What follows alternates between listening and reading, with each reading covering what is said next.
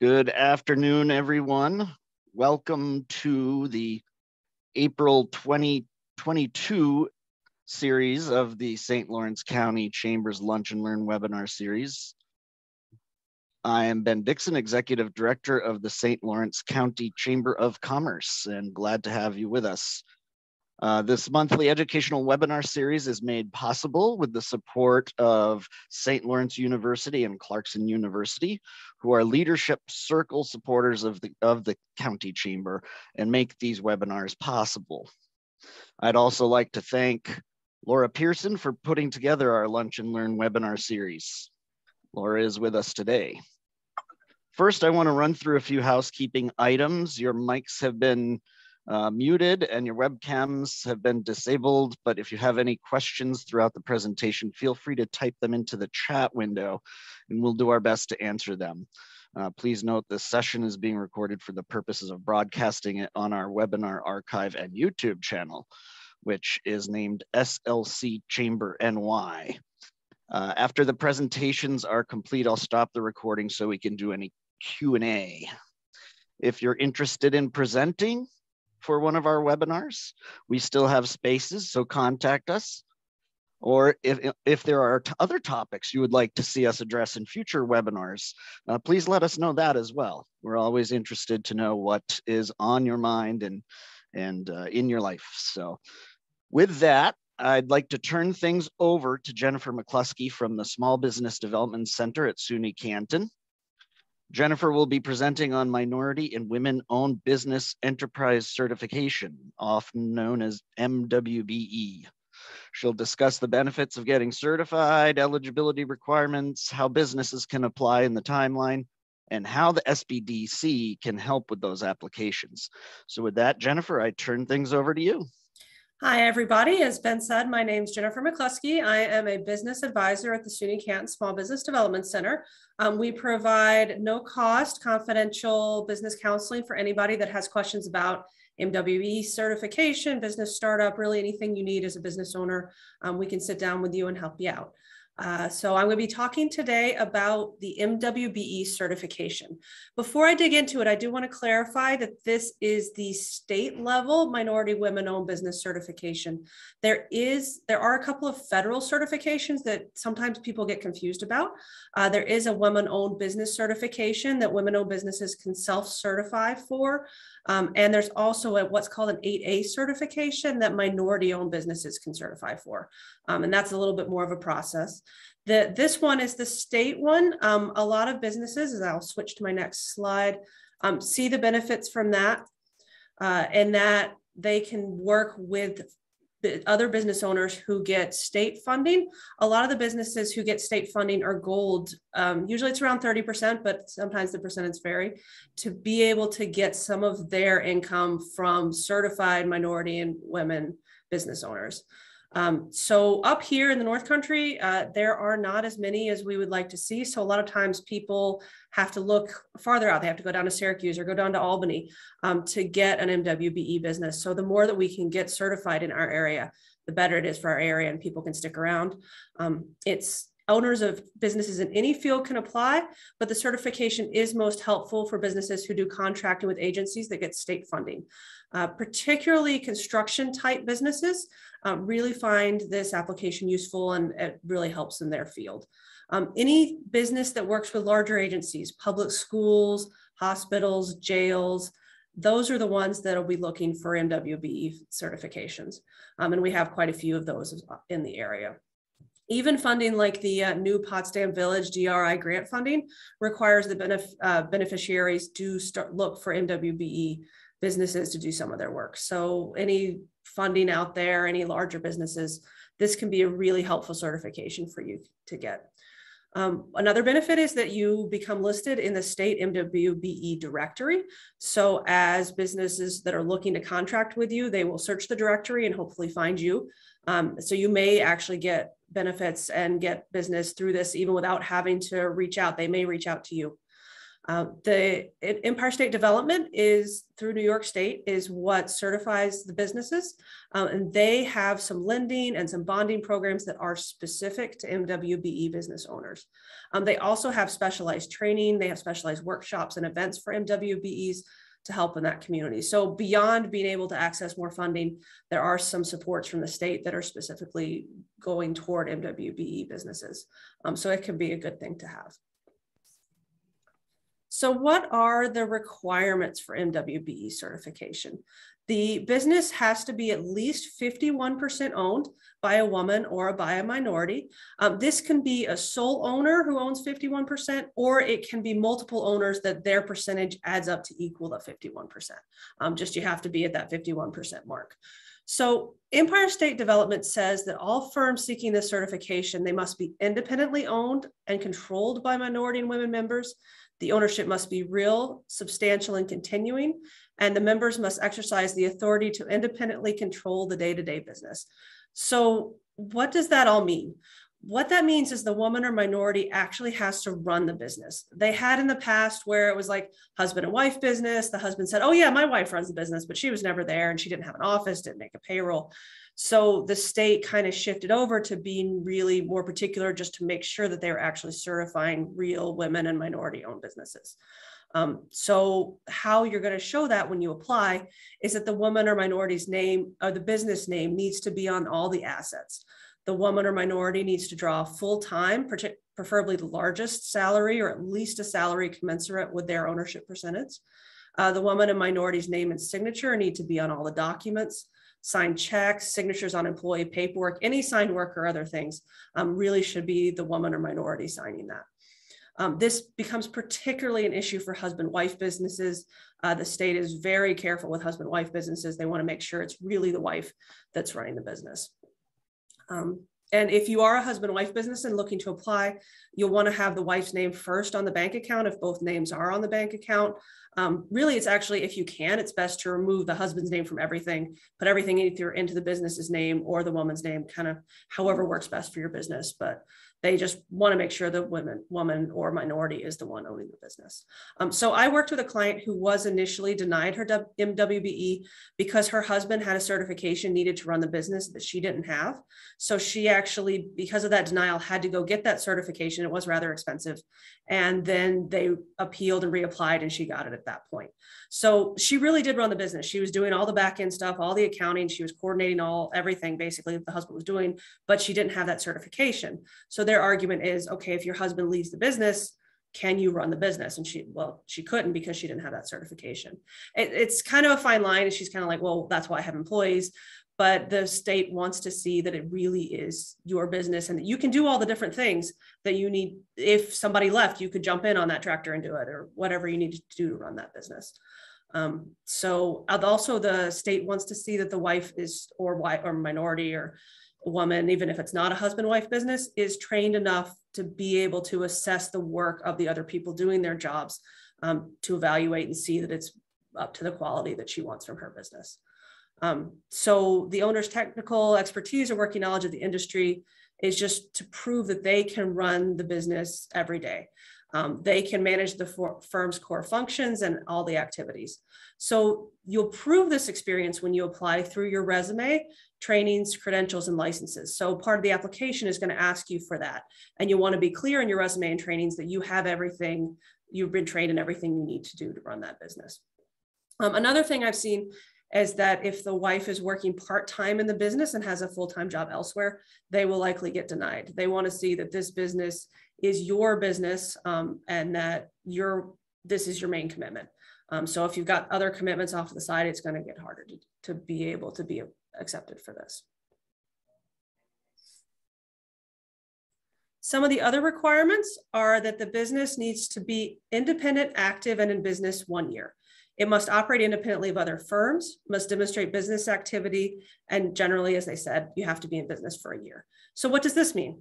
That means that the operating agreements, the bylaws, the shareholders agreements, all must give power to the owner with no limitations or restrictions. So the limitations can include minority or women owners having a subordinate officer position or having limited voting rights. So say they might be a 51% owner, but if the corporate documents require a 66% vote to be able to make any business decisions, then they don't actually have control because someone could outweigh that owner by vetoing what they wanted to say. Where I've actually seen this come into play is with franchises.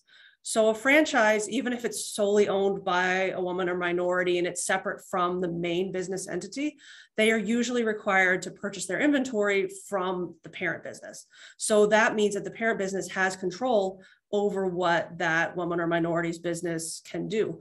So in that case, unless a franchisee is able to rewrite their contract with their franchisor to be able to offer more things, which is relatively unlikely, it's going to be difficult for a franchisee to be able to succeed in applying for an MWBE. So that's the independently controlled part. That your active part of your application is you're going to have to show that you have completed work in your field as part of the application. So you'll have to show invoices that have been paid. So you'll be showing the invoice and the canceled checks to prove that that invoice has been paid and that you've done work in that field. So you'll want to, when you apply, you're going to be applying based on what's called your NICS codes. What a NICS code is, it's a code for each industry. Like, you know, convenience stores with gasoline have a code, bakeries have a code, accountants have a code. Everybody's got a code for their specific field. So they'll want to see that you've done work in that field. You can't show invoices, say you're applying as an accountant and you are actually doing something else on the side and you do something a little different. They'll want to actually see that the invoice is within the field that you're applying to. They also are going to want to see that you've done that work in New York State. So those 2 invoices and paid checks that you put up on the application should be New York State based work. It's perfectly fine to have done work out of state, but they'll want to see that you're actively working in state too.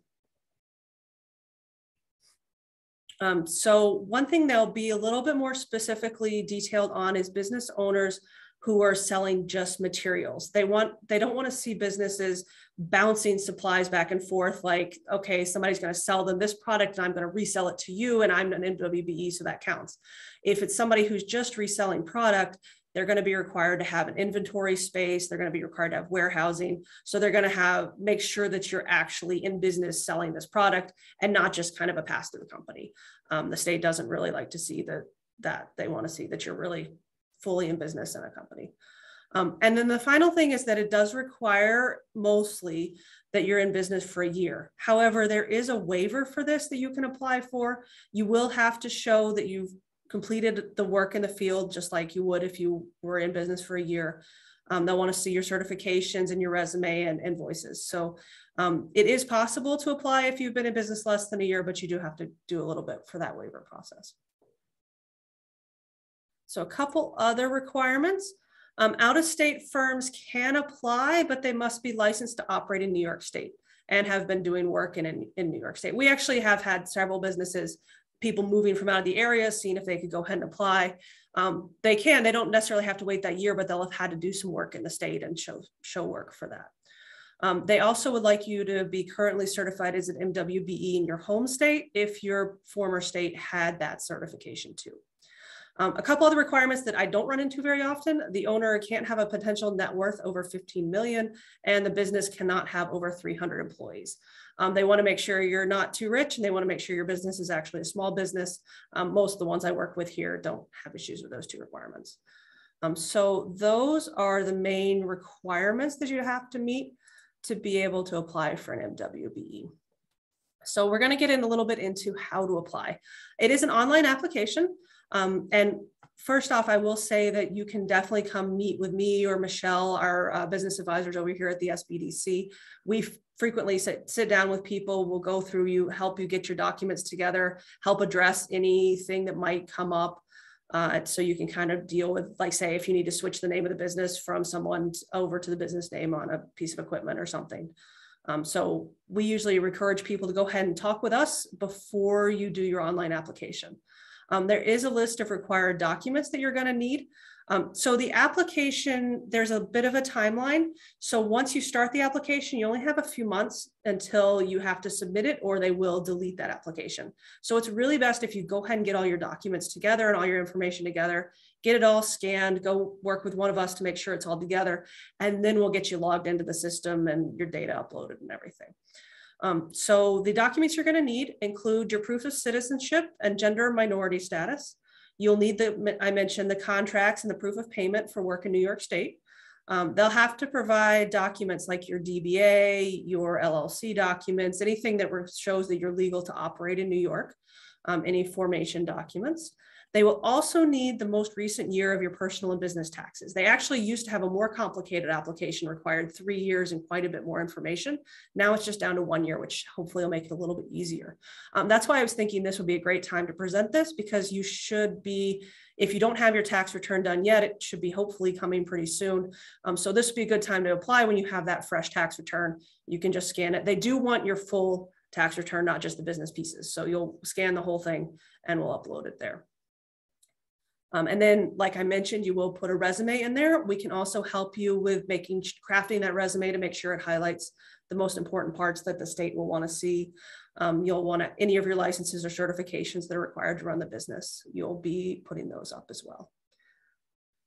So as I mentioned, it's online. It's not actually that hard of an application. It's basically you put information in about your business and then upload the documents and say, here you go, state, you can have it. So you will put some information in, you'll create a password. I went ahead and on this slide, I have the link to the application. It also has a ton of information about MWBEs, kind of how it'll help your business, what resources there are out there for you. So the negative of an MWBE is that once you have your application submitted, it can be a long time until they approve them. Before COVID, we were seeing maybe around a year and a half or so. Since COVID, we actually haven't had anyone that's applied that's made it through. On the good side of this, though, during her most recent State of the State address, Governor Hochul did mention this as a problem, and that she's looking at hiring more staff to be able to get through the backlog and get more applications in. Even before COVID, it was only like 2 or 3 people for the whole state that were reviewing these applications. So that's why it got so slow. And they do a really thorough job of reviewing them. So be prepared to wait. There are, though, some steps that you can take to possibly make it go faster. You can have the prime contractor that you're wanting to work for after it's been submitted. They can give ESD a call. And we have a link to information of the ESD rep for our area. If it seems like it's processing, you can call them. Sometimes that might help a little bit. Also, you'll have to check your email.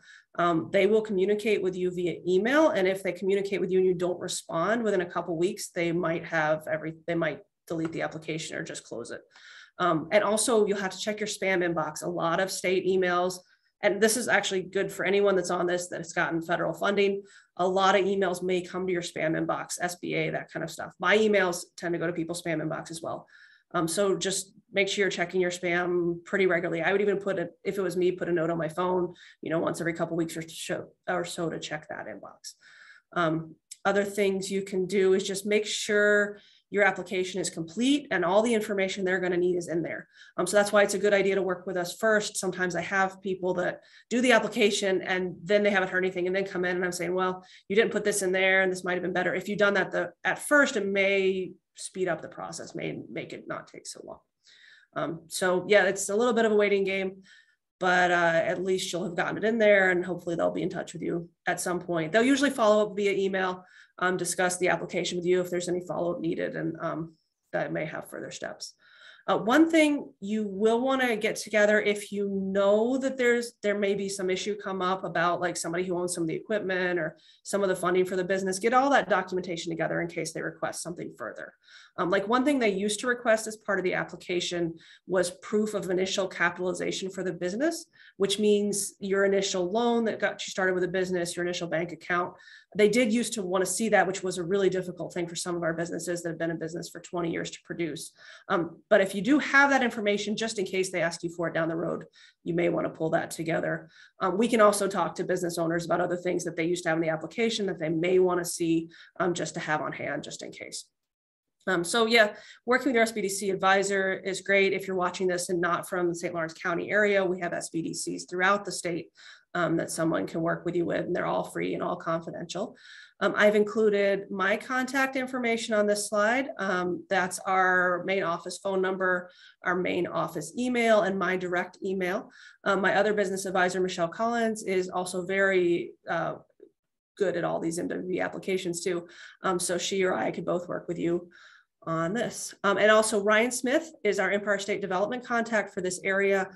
They do trainings as well on this, and we've talked to him several times. Like if we have a question from a business owner we can't answer, we'll shoot him an email, and he gets back to us pretty well. So he's a good contact to have too as you're going through this process. So that's kind of my general presentation for today. And I guess we can open it up to questions or see if any have come along on the chat and go from there.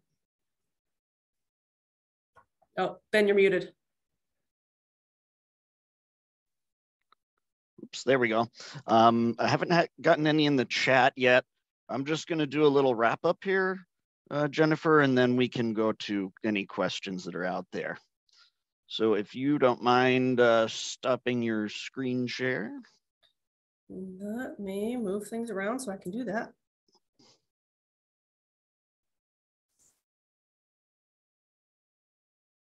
Oh, I can do it. There we go. There you go. Thanks. There we go. Because I'm going to throw a couple things up.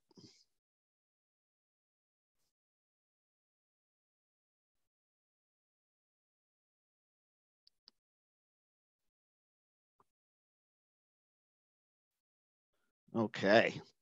So thank you very much, Jennifer, for sharing all this useful information. It's helpful to understand the benefit that comes with MWBE certification. And sometimes it's in surprising ways. For instance, we are the St. Lawrence County Chamber of Commerce is the tourism promotion agent for our county. And we receive state monies to market events and promote the county. And in some cases, we have had to use MWBE vendors and other entities in order to fulfill that mission. So, you know, we looked to MWBE vendors to help with our marketing, to help with our event coordination and things of that nature. So it comes up more often than people might realize. So with that, I want to thank you again, Jennifer, for presenting that information, and thank everyone else for joining us today. I hope that this has been useful, and please do follow us and like our Facebook page to stay up to date with what's happening at the Chamber. And I'm also going to encourage you to view our past webinars. We have a YouTube channel. You can see right here, it's SLC Chamber NY on YouTube. And if I click on it, it should show you that we have a whole host of great webinars on here. So if you have an issue area that you would like some information on, check and see if we've got something covering it on here. And for instance, I will note these two internships, internships 101 and 201. This is a good, if you are interested in having a intern this summer, you better get on that right away, because the window's closing. So that's an example. You can see there's a subscribe button right here, so that as new information and new webinars are posted, you'll get notification of it. So with that, I'll go back to my slideshow.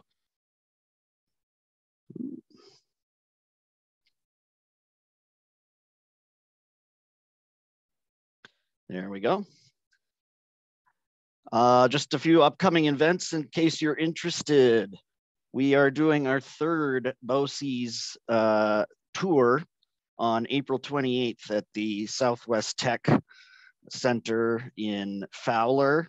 These have been great events. Really, you can't really comprehend the great work and the great training that's happening at these BOCES events until you're there and seeing it firsthand. For anybody with any workforce needs, you should definitely attend one of these sessions. Our tourism dinner is coming up on May 25th at Pickens Hall in Huvilton. And we look forward to starting our Business in the Spotlight networking events again in May. So just a few events coming up that I thought I'd throw some teasers at you for. And if you know anybody who wants to be a chamber member, it's always a great time to become a chamber member. So you can check out our website for information on benefits or to apply. You can always call us here at the office at 386-4000. Email us at info@slcchamber.org, or just stop by our visitor center. We're at 101 Main Street in Canton, right across from the post office and the movie theater. So with that, again, thank you, Jennifer, and thank you all who attended. I am going to stop the recording, and so that if there's any questions or anything, we can do that. Have a good day.